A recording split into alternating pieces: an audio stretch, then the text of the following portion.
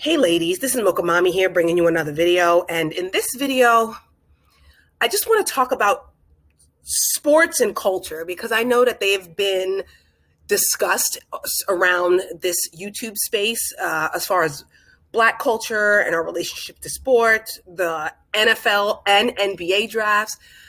I stayed away from those topics. And I did promise another content creator that I would be in solidarity with her as far as kind of moving away from like the divestment BWE stuff and working on more lifestyle of divestment BWE, what it's like when you start to really prioritize yourself and your own wellness.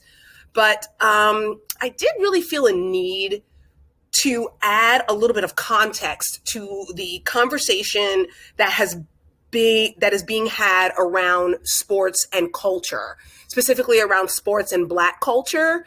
So, and I'm just going to bring it from the perspective of a longtime sports fan, someone who is married to a professional athlete, and someone who has done sports after high school, right? Because I was part of the All Army sports league, right? Okay, so again, just kind of want to bring this into perspective from someone who has that experience. So I know that the concern that Black men were voicing was that their phenotype is being replaced as far as athleticism being at the top of the NBA. But the more concerning issue, if I were them, and I'm not, would be the economic ladder that's being erased, right? From the hood to the hoops, which accelerated a lot of Black men out of poverty, is now being eliminated. So if you Google and look up a lot of these draft picks who had the Black father and the white mother, you'll see that a lot of those couples are not together anymore. Okay. That's number one. So the wealth transfer is very real. Okay. What you'll also notice is the realities of the economics of going from the hood to the hoops basketball ascension ladder. Some of these men may not have as big or as great of a contract.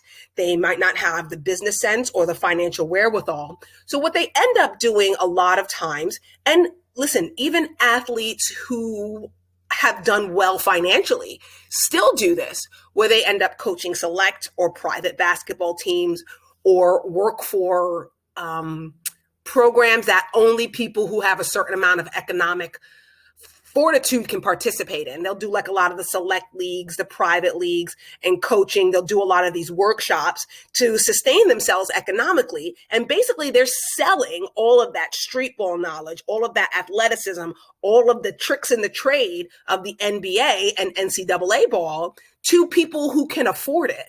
So they're not really going back to the hood and teaching these young guys the rules of the game and how to do it bigger and better. What they're actually doing is really similar to the model that Kobe Bryant set up, which is taking this skill and marketing it to families who can afford it, families who like the richer kids or the more middle class families.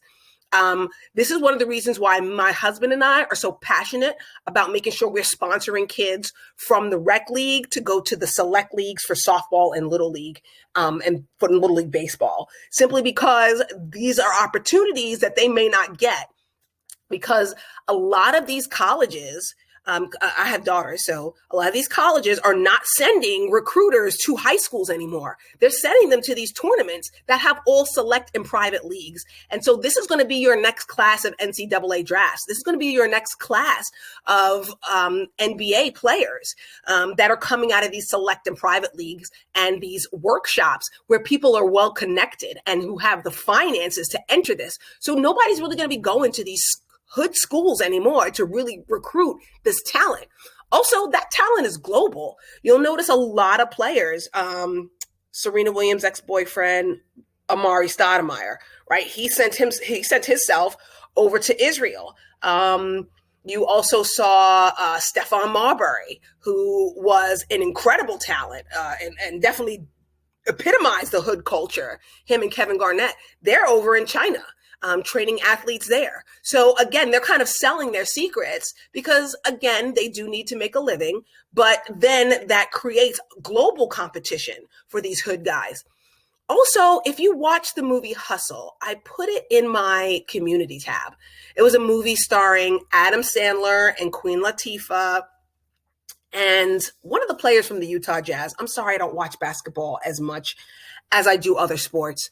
But it's kind of a reflection of what's going on in the NBA right now, where people would just rather recruit internationally. People maybe don't want the difficult, challenging personalities at certain levels. You saw him kind of go to like the hood school and the guy was high and he's just like, I'm not trying to deal with it. So attitude is going to be just as important.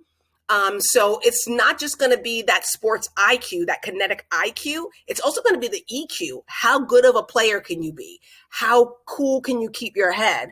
How much can you focus despite your extenuating circumstances? How good of a teammate you can be to the other players on and off the court. So again, things that are not really being taught to the boys in the hood who use this as an economic ladder. What's really happening is this is not just about like colorism, racism. This is very much a classist system that they're creating, that they're helping to create. So I just wanted to bring that context to the story. Now, as far as the NFL draft, okay, again, an issue that I kind of stayed away from, but here's my problem, I guess, with it. All right, you were, Troll Steven Jackson had talked about this, both last year's draft and this year's draft, about how many of these Black players are with white women. People were tweeting and commenting how it looked like a scene out of Get Out, and they were just kind of talking about how problematic Black women are, or the fact that Black women are not present. Well, I will tell you this. Of the entire first round draft pick, the first 20 Black men who were recruited, with the exception of the one from the University of Nebraska, every single one of those schools that these Black men were recruited from in the first round had a Divine Nine presence. Okay, so that on every single one of these campuses, there was an AKA, a Delta Sigma Theta, a Zeta Phi Beta, a Sigma Gamma Rho, there were active chapters on every single one of these campuses, from LSU to Notre Dame to Alabama. Every single one of these campuses had a Divine Nine presence, okay, that had an active sorority chapter. So not a single AKA, Delta, Sigma Gamma Rho, or Zeta made the cut. It just goes to show you that, and also every single one of these campuses, including University of Nebraska, had an African American Student Association. And most of the African American students on all of those campuses were women. Auburn, all of these schools, even schools that had historically had marginalized Black students, like FSU, Florida State, right? They have Divine Nine presence there, okay? There were active chapters of Black sororities on each of these campuses. So again, I call BS on that argument that Black women are not there and Black women are not interested. It just really goes to show you the priorities of the Black men. Now, notice that they could use this issue to weaponize against Black women. These content creators and these vloggers and bloggers could use this issue to bait Black women. But yet, how many of them did you see talk about Rick Flores? Now, Rick Flores is a Black man, a coach who has been clearly discriminated against. Clearly, this was a case of discrimination, racial discrimination, and it's probably going to be settled out of court. But how many Black men did you see galvanize in support of Rick Flores against what is clearly racial discrimination as far as coaching in among African American coaches? Okay, an issue that Lovie Smith, Herm Edwards, and Tony Dungy have spoken about. And speaking of Herm Edwards and Tony Dungy, do you really see them promoting Herm Edwards' book or his financial literacy program for professional athletes, or Tony Dungy's mentorship for African American youth? right? Do you really see them promoting that? Again, they care so much about Black men and their image, but yet they're using these issues that they can find, definitely can find ways to bait Black women into debate and to get them into this outrage algorithm to weaponize their relationships with white women against Black women. But yet, when legitimate things are happening to Black men in sports, rarely you hear their voices. I mean, even the Colin Kaepernick thing, it did take a while for them to even, Stephen A. Smith even had said it. Why is it did Tamir Rice die in 2012 and you just now saying something, right, about taking a knee? And it took biracial Colin Kaepernick to put his career on the line. So again, and then even so, like, why you didn't advocate for the players who did take a knee, like Antonio Cromartie, who did lose his job. Where was that advocacy? You can find a way to pick on and to bait Black women into these debates, but you can't find a way to support these Black men who are trying to encourage financial literacy, mentorship, or even put their jobs or lives on the line, their livelihoods on the line for the collective of Black men in this sport that they make up 75% of the population. And as far as, thinking that the phenotype will be replaced, it already is happening. I mean, we can look at Dak Prescott, we can look at Jalen Hurts, we can look at Patrick Mahomes, we can look at who are some of the other mixed athletes? Well, I mean, anyway, because again, I don't watch football as much, but you're already seeing it. You're already seeing it happening. So again, it just goes to show you that actions speak a lot louder than words.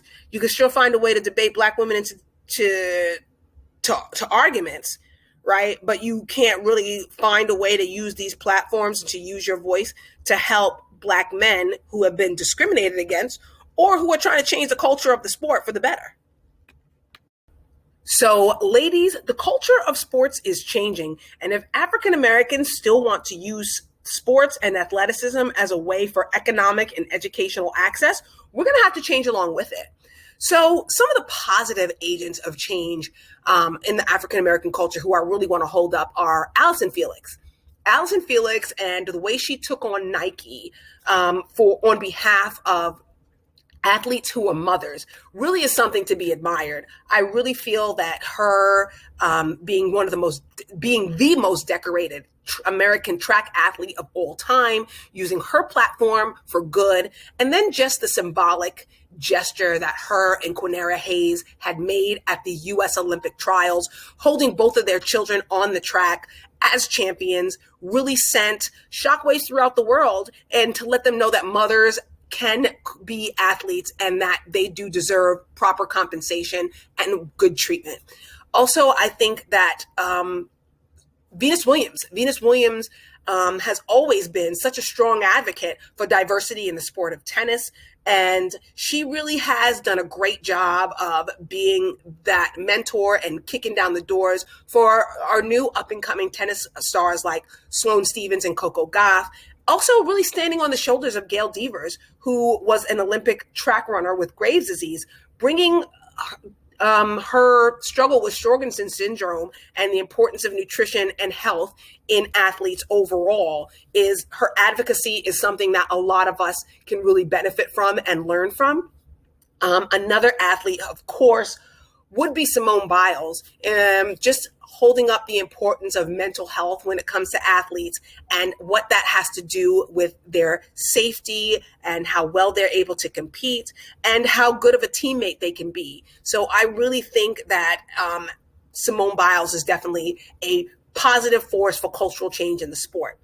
So ladies, this is Mocha Mommy, and I'll see you in the next video.